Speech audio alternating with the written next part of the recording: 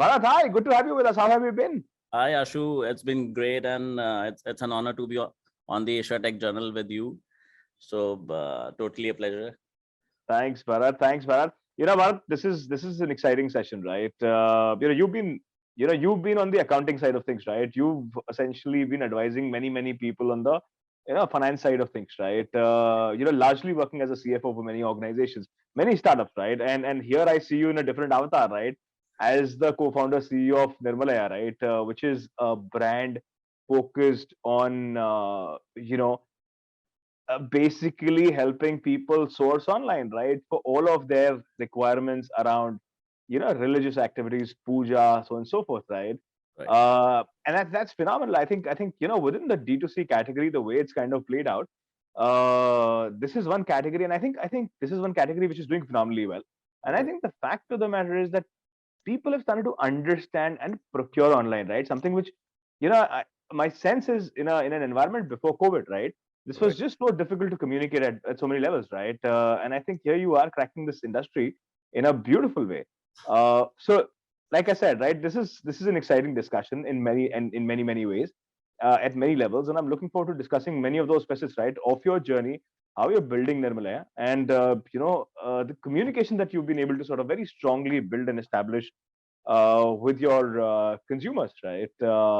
So it's good to have you with us, Bharat. Same here. It's a pleasure to be here. But before we start this conversation, right, I'd love you to, of course, I mentioned a little about what you've done Right. as a professional, right, in your previous avatar. But I'd love you to run us through your, quick round of introduction will be helpful, where you can tell us a little more about, what you've done, and from that to, now setting up Nirmalaya. Right. So honestly, I'm a CA dropout and then did my law and just did law to like scale up my professional consulting company. Mm-hmm. So have been on the other side of the table with the founders where I am actually looking.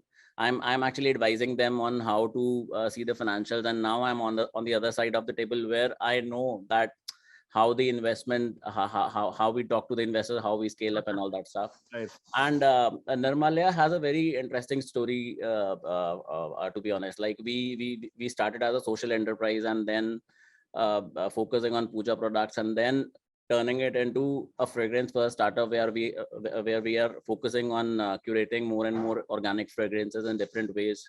Right. And it is a challenge to sell fragrances online because see, fragrances work on a puppy dog approach. Like until unless somebody smells it, he or she, it is difficult to buy.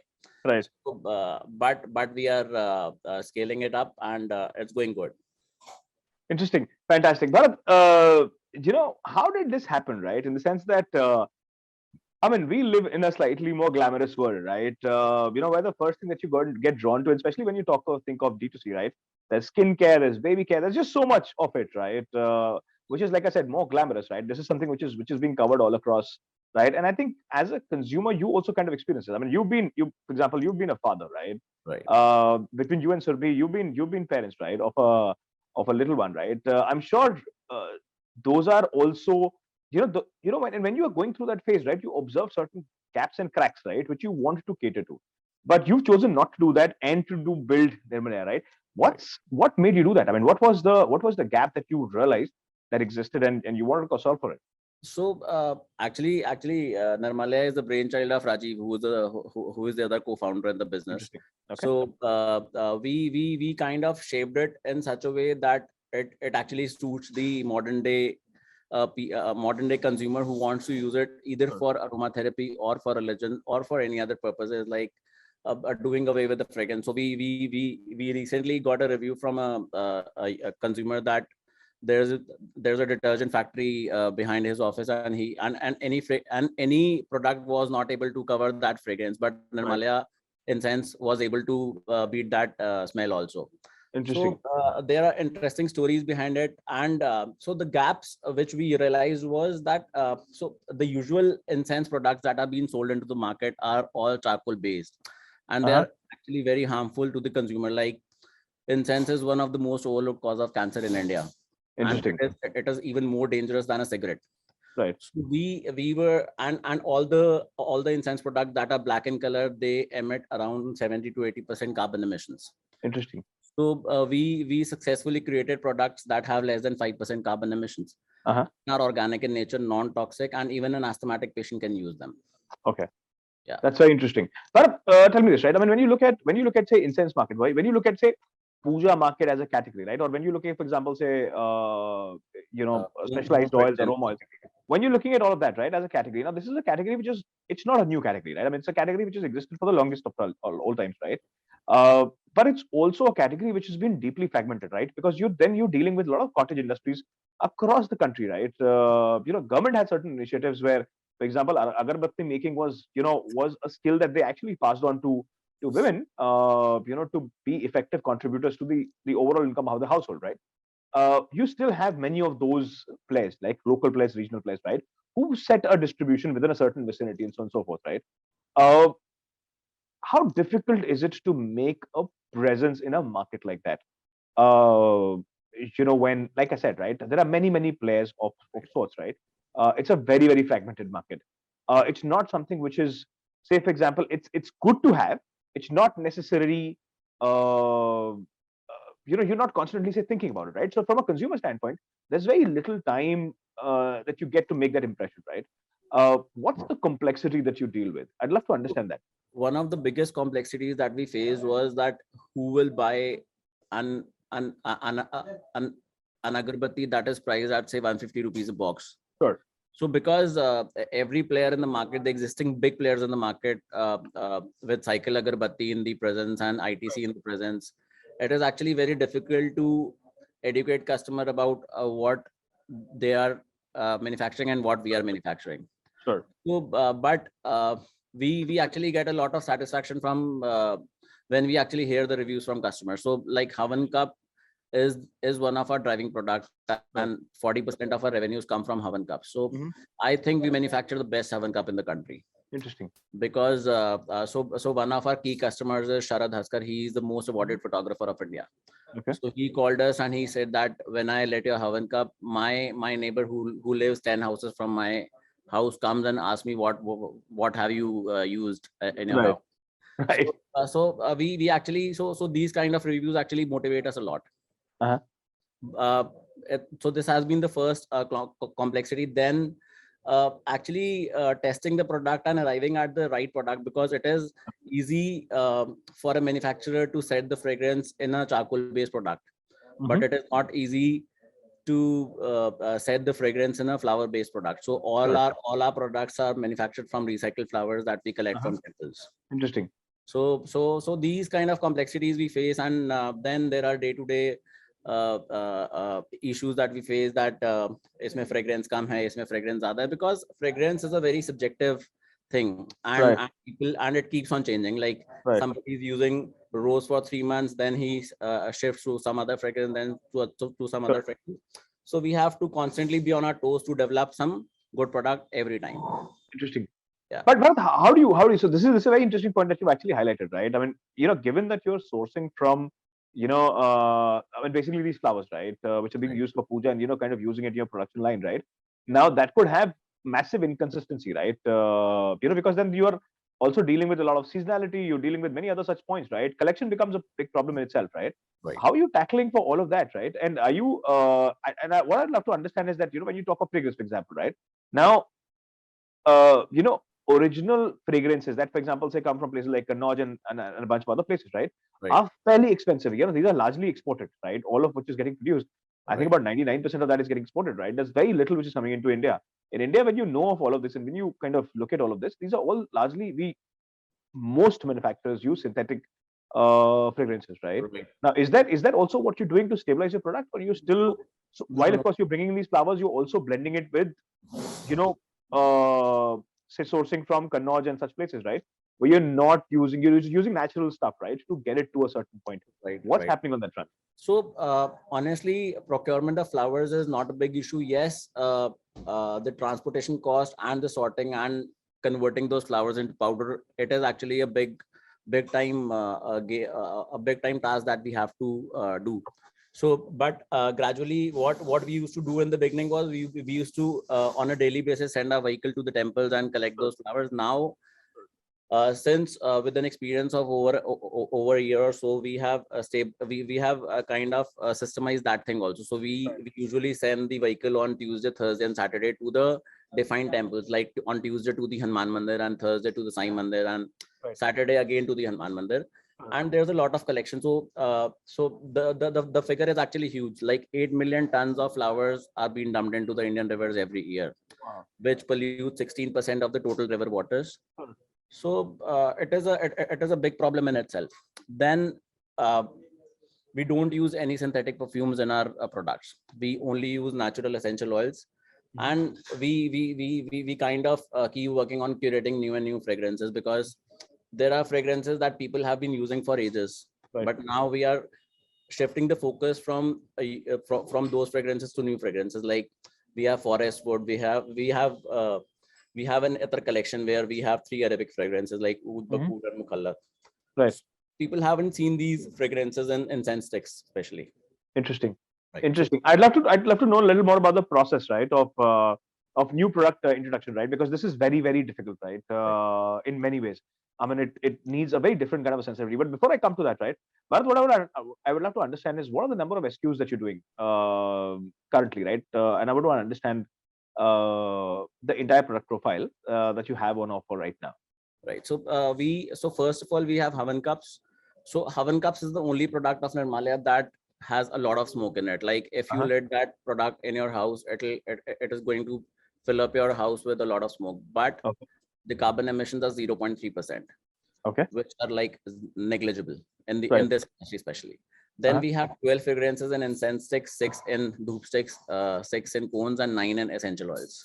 Okay. So all in all, with some accessories also that actually complement the product portfolio that we have 40 plus SKUs in our product portfolio. Interesting. And of course you've highlighted, right, which is the best selling one, right? But which are the other ones which are doing fairly well, right? Because natural oils, for example, the consumption has gone through the roof. I mean, you see everybody and they are using it in some form or the other. And so I would like to understand, which are the other products that are doing, say they are coming up the curve. I think that's one. Second, I would love to understand the regional split, right? Where are you getting most of your orders from? Which are the pin codes which are doing phenomenally well? Also, to your surprise, right? And you never anticipated that these are areas that could do so much better, right? Could drive so much volumes. Would love to understand that.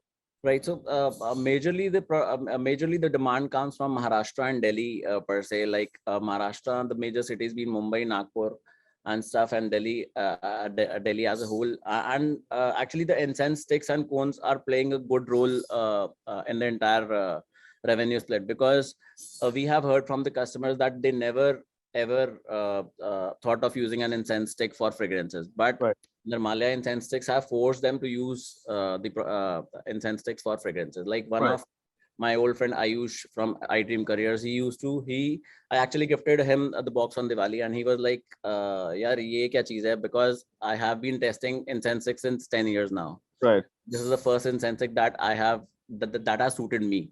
Right. So that kind of reviews we have gone, and people are actually liking our products. That's a very interesting point that you highlighted, Bharat, because I'll give you a small example, right? So I think incense sticks, when you look at it, or when you look at those sticks, right, or you look at the cones, right, they've traditionally been considered to be essentially being used in some sort of puja, right, or some sort of, say, a religious activity that you're possibly undertaking within your, say, house, right, for example. I think we've started to do it differently, right, in our household, right? So instead of using, for example, room fresheners, we've started to use incense sticks and and some of the other products that are available within that catalog, right? And that's largely because the fragrances are much better. They're not necessarily very synthetic, and they stay on. And then there is a certain sense of purity that they bring in, right? It just is very re-energizing, if I can put it that way, right? But I'm gonna move to talking about a little on the innovation side of it, right? Now, for a company which is operating in a space uh, which is that of yours, it's a very difficult space to cater to, right? Because the preferences keep changing, right? There's a lot of seasonality which starts affecting moods of people, right? Innovation becomes just so much more complicated, right? What is your process of innovation? I mean, how are you innovating these things? What's the customer feedback process, for example, right? Or is this a lot of anticipation that you have? There are certain set patterns that you see basis which you start building trends, that could, or products that could possibly become, come into the trend, right, and can be picked up much better. What happens on that front? Right. So we have a survey system on our website. Whenever a consumer buys a product, we would love to hear. We actually love to hear from him or her, like which fragrance that particular customer wants, which is not in the product portfolio. So that ways we get to know the choice of the fragrances for different customers. Like Citronella is like one of the most demanded fragrance that is into development from Nirmalya side, and the next is Vetiver, because apart from these 12 fragrances that we have, people are also demanding those two fragrances a lot. So now those two fragrances are into development.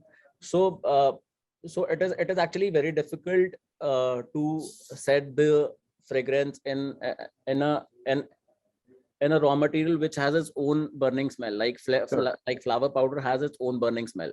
Right. So we have to work a lot upon like how much essential oil is to be used in a particular agarbatti, so that the fragrance stays for long. So Right. we until unless we are ourselves satisfied with the product, we don't launch that product. So and the same way we have got to hear a lot from the customers also, that the fragrance stays a lot in the Interesting.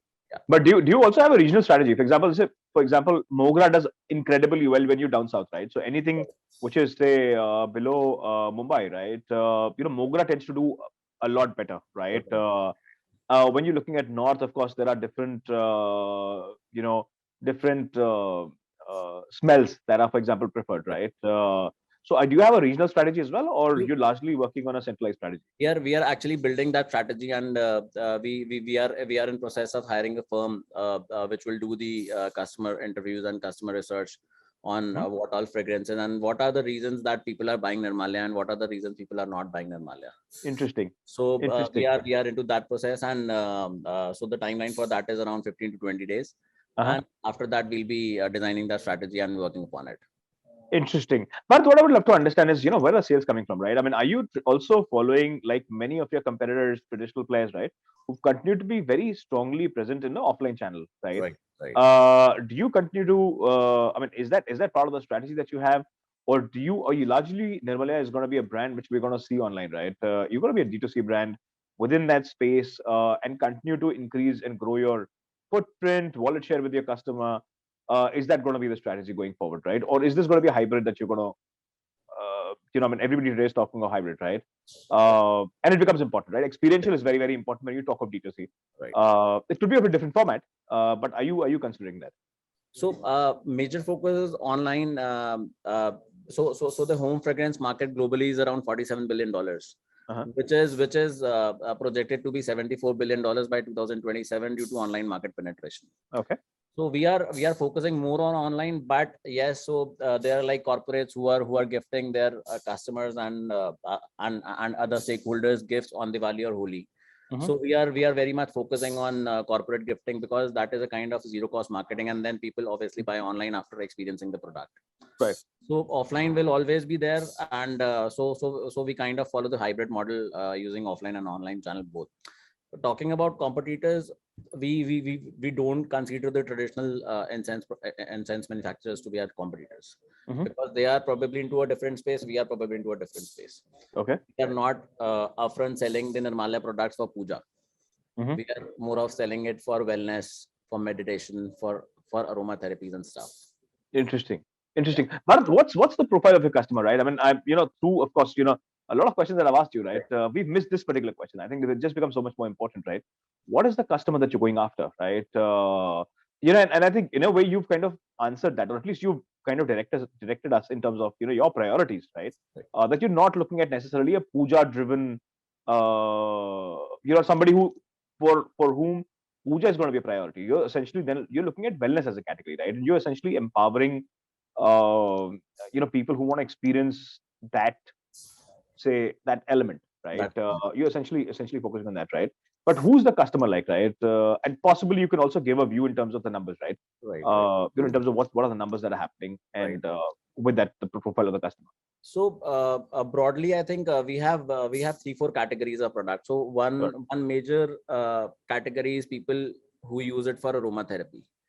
It is very much in fashion also, and people are now understanding the value of aromatherapy to deal with the stress, to deal with the daily chick that they face in the office and house. So that kind of, so people actually, so one of my friend, he's a LED light manufacturer, and he was in a very angry mood one day, and he entered his office, lit our agarbatti and said, "Wow, man, main shant hu." Right. So that kind of thing is now coming up, and people are very much understanding the value of aromatherapy. So 30-40% of our customers are the customers who are using it for aromatherapy. Okay. Then 20% of the customers are the customers who are using it for religious purposes. Sure. Then there are 30-40% of the customers who are very considerate about their health and the type of quality of the product. So they are particularly shifting from the basic everyday brand to Nirmalia, Okay. so that they don't face health hazards going forward. Interesting. Doing their, but Bharat, what are the age brackets that you're dealing with? I mean, are you dealing with the 25-year-olds? Are you dealing with the 18-year-olds? Are you dealing with the 35-year-olds? Who are you dealing with, right? And I would love to understand the men and women split, right? Right. I would, that I think that'll really help us understand some of the other nuances around, the offtake better. Right. So honestly, we are dealing with every age of a customer of every age. Like, but the major portion of customers are from age between 18 to 40. Sure. So because the other that age group above 40 is not very much considerate about the quality and stuff. Sure. So the youth is very much educated to use the organic products. So 18 to 40 is the right age of our customers. And then particularly so I was actually very shocked to see that the split between men and women, where I myself used to think that women will use more the products and more of the fragrances, and the split will always be like 75-25, like 75 women using the products and 25 with the men. But the split is around 55-45. So 55 is with the women and 45 is with the men. That's amazing. Yeah, that's amazing. Bharat, would love to understand the sales, right? I mean, when you talk of, I think, when you talk of the category, for example, that you're kind of dealing with, right? Now, B2B becomes a huge play in the entire scheme of things, right? Something that you've also alluded to in one of your earlier points, right? How is that coming around for you, right? What part of, for example, sales is coming from a B2B environment, and what part of sales is coming from a B2C environment, right? Because both are very, very different, lines of business, right? They have their own independent challenges, right? right. One is very bulky; it could be working capital heavy. The other is very lean, very quick, right? Review and rating becomes important, right? And you can build a much longer term relationship. Profitability again is very, very different, right? Right. What's been it for you, and how have you prioritized it, right? And what's going to be your strategy going forward, right? Are you going to be more? Are we going to see you more B2B, which is going to be, say, a foundation of the company, and then you build on top of it, or are we going to see you more inclined towards building a D2C footprint, right, and making that relationship pick up? Right. So as of now, the revenue split between B2B and B2C is like 60% is from B2C and 40% is from B2B. Okay. So B2B will always hold importance because see, if I take example of US, like major portion of consumers are still buying online, but there are offline stores and of every brand, and on the very expensive rentals. They are actually paying very expensive rentals for their places. Like, Sure. So B2B will always be or offline channel will always be a consideration. And yes, we actually strategize our sales with B2B because it is more during the festive season and very less during in the other times. Sure. So and the second portion of B2B is corporates. So Right. We actually have a very exclusive discounts for corporates who are into gifting, because that is a kind of a zero cost marketing that we take up. Okay.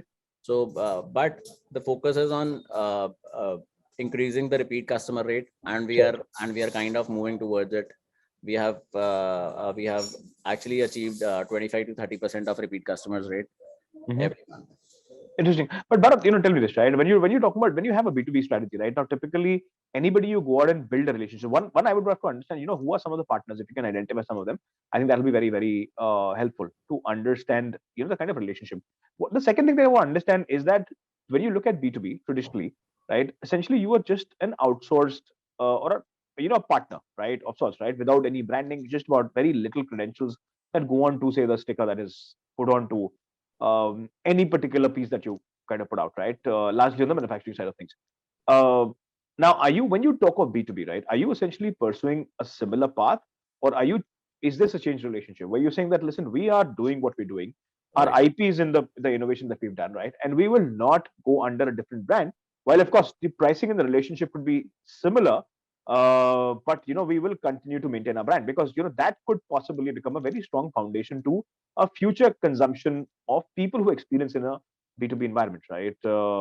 And it becomes a very thick channel for over a period, right? A lot of D2C companies, for example, are doing this, right? So is this something that you are also concentrating on? How are you bringing in that? How are you leveraging that for a better, direct to consumer environment? I would love to understand that. Honestly, I am in no plans to outsource my manufacturing, so it'll always be in-house. Plus, we actually get a lot of queries about white labeling and giving them loose products that we actually reject upfront because we don't. Nirmala is a very serious brand. Like it wants to develop on its own and in its own. So we are not at all interested in white labeling. If the consumer is actually loving the product, he'll come online and he'll buy it. Sure. And yes, even in B2B, we are not doing what other brands are doing. We don't want to go into the distribution of products through normal kirana stores or something like that. Right. If Nirmala products will be placed offline, they'll be placed at premium fashion stores or premium puja stores. Interesting. Not beyond that. I don't want to make it a regular brand. Interesting. Right. Interesting. Bharat, that brings me to a very, very interesting question, right?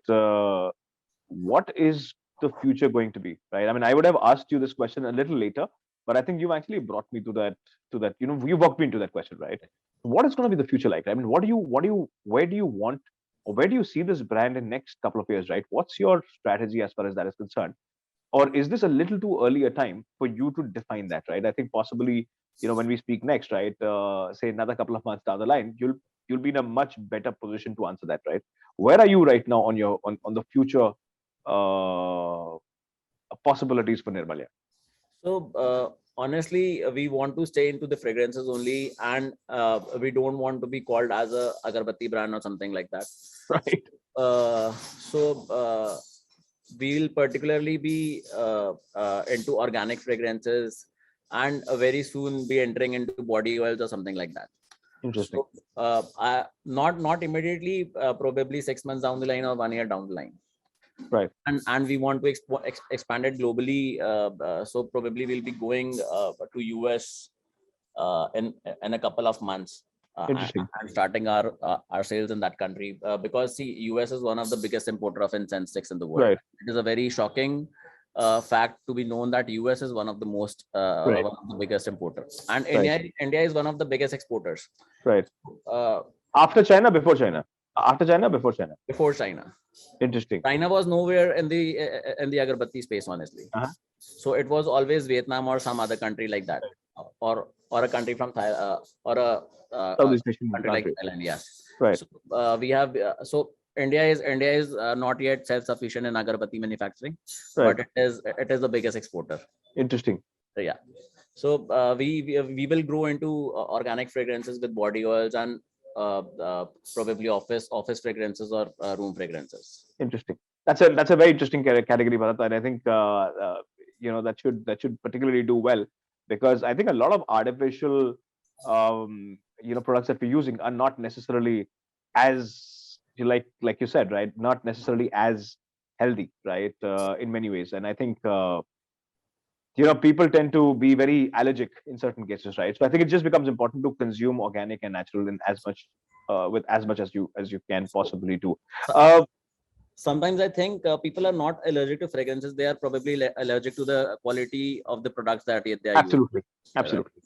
And I think that's a big one, right? I think with all the pollution and and so many other things, right? I think that's a big this thing. And honestly, not a lot of people understand and know what goes into making it, right? Right, They essentially buy it on the smell, right? But I think the right. other components are now just becoming so much more important and relevant in so many ways, right? Uh, Bharat, any business and every business goes through a challenge, right? The category that you are, kind of dealing with is not an easy category to deal with, right? To go out and create a brand and to create a brand recall, which is going to sustain over a period of time, is just so much more difficult, right? Right, And like right. I said, there are a lot of these smaller players that keep coming up, right? To defend your IP also becomes a challenge, right? Now, these are problems that we know on the outside, right? What are some of the challenges that you grapple with day in, day out? Would love to understand that. So apart from the small players, there are big players also that Sure. come into the way. Like if I talk about say body fragrances, there are a lot of small players and big players who will be competing with us. Mhm. But the only thing that we have set in our minds is that we'll not play with the quality. Right. Nirmalia will always maintain its quality, Sure. come what may. Mhm. So internal challenges have been with the dispatch, with the manufacturing, especially during the rainy seasons and the Right. winter seasons. So all our products are sun dried. We don't use electric dryers to dry the products. Right. So this was a big challenge that we faced during the rainy seasons. Uh-huh. We were receiving a lot of orders because of Diwali, and the rain was not stopping at all. Right. So that's the biggest challenge that we faced, and the product that takes a lot of time to get dry, people were only demanding that product. So Right. that was a challenge in itself. I can imagine. Right. So Interesting. there are a lot of challenges day to day that we face. Every startup faces that. Every business faces those But challenges. what are the other larger challenges, right? I mean, how big a challenge is competition, for example, right? I mean, to me, like I said, right, the most difficult Okay. part of the outside that seems, I'm trying to find out answers, right? While of course I'm speaking to you, in my mind, right? How do you differentiate yourself as a brand, right? Because like I said, there is just so much of experiential play which is required in a market like this, right? I mean, engagement just becomes so much more important, right? Right. To me, that's a much larger challenge. Of course, operational challenges are very severe, and I think that's Right. part of every business, right? But to me, these some of these challenges just become so much more pertinent, right? Uh, but fundraising is something which is very critical to, I think, Right. every startup, right?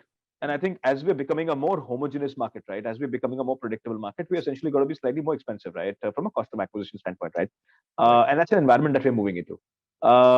You've, of course, had a friends and family round, right? You're now in the process of raising capital. Tell us a little more about what's been your journey there, right? How difficult or easy was it convincing the friends and family to come in and invest, and how are the current set of investors who you're speaking with acting and reacting to the possibility of coming in and the growth possibilities that you offer? So I have shifted from running a business to running a startup, and there's a huge distance between the two. Right. Like in running a business, the profit is the only motive. Sure. In running a startup, the scale is the motive, the number of Right. consumers is the motive. Sure. So it has been a big mental shift for me from shifting from business to a startup. Right. But yes, so since we were very convinced about our idea, we were very convinced about the products, we were able to convince some of the investors. So we raised a small amount of pre-seed capital from US, Right. from a single investor, Uh-huh. $50,000 put in. Hmm. Then we raised some of the capital as debt as RBF from Sure. Shiprocket. Okay. So we are now being taken as a startup by Huddle under their Shiprocket Rocket Fuel program. Right. So we are talking to a couple of investors like Rupam Capital and Fireside Ventures and Sure. Equanimity. So we'll be going for our next funding round by the end of January or so, and Interesting. to close it very soon. Uh, yes, investment is an important part of the business because the scale that you see for the business, you need a lot of capital to actually market the product that way. Right. But So your requirement becomes what, a working capital requirement or more a marketing requirement? it is more of a marketing requirement because if I talk about working capital, we don't burn money there. Right. We are cash positive if I only talk about operations. Uh-huh. But yes, the product has to be marketed in a certain way and at a certain level that actually needs capital. Interesting. And I can only imagine the challenges that are there on that side of the game, Bharat. But towards the end of our conversation, what are the next 2 years like, right? What are you and your team preparing for? What are we going to see you achieve in next 2 years? So we plan to go global, at least 2 countries by the end of 6 months from now, Right. and coming up with more and more products, probably the body oils, which is a very demanded product from the existing customer base that we have. We have acquired more than 7,000 customers in last 5-6 months. So we are rising, and we plan to be a brand that people trust upon. And so I want to see a day when Nirmalia launches a product and people just buy it because it is Nirmalia's product. Interesting. That would That's a lovely aspiration to have. That's a lovely aspiration to have, Bharat. But I mean, and this is typically my last question, right? In any conversation that I have, right? Now, you've been on both the sides of the game, right? I mean, you've been like I said, right? A CFO to and a financial advisor to many companies, right? Before you sort of took that bet of starting, Nirmalia. Right. But what I would love to understand is, what's your say any advice, any learning that you had, right? Which you would like to share with many people who are going to be watching this, right? Because I believe, that learning is very, very important in the larger scheme of things, right? And I think every entrepreneur, through a very unique journey and path that they've taken, right, has something or the other to give, right? I'd love you to share your, say, a piece of advice, or any input that you think is very important for any founder and every founder to look at and learn. Right. So my only advice would be, know your customer. See, it's very important. Sure. To know the right category of the customer, what gap you are filling. You should be very much convinced about that. Only when you will be able to convince your customer. Right. So knowing your customer is actually a very important aspect, without which the product development won't succeed, the marketing won't succeed, and the sales won't succeed. Interesting. Yeah. So knowing your customer is a very important aspect I would love to highlight upon. And do you think, talking to them over the phone or going out and meeting them, which works best? Going out and meeting with them. So I don't believe in virtual meetings and and I think that's important. Yeah. And I think that's important. I think given the category that you're dealing with, right, it's just so much more experiential. I think it's important to be there, right? And I think that's important for every founder to be out there, to meet them at least, if not say all, right? Or a small set of your customers, right? I think it just gives you a very different kind of an understanding. Very different. I think about a lot of other nuances that are there around them, right? And which possibly, and factors that influence their decision making, which is just so much more important. Right. Bharat, it was a pleasure to have you with us. Thank you so much for taking the time out. And and I look forward to having a much longer, detailed conversation, right? Sooner, with a couple of announcements that are under your belt, right? And discussing, many other things that you are, working to get to achieve, especially your global markets plan. I think that's something which we've discussed in private. That's something which has been out there. You've been focusing on that in a big way. So through our next conversation, I have a bunch of questions which are already ready. But thank you so much, Bharat. Thank you so much. It was a pleasure to have you with us. And thank you, Ashu. Thank like you. I said, right, look forward to having you with us sooner. Thank you so much.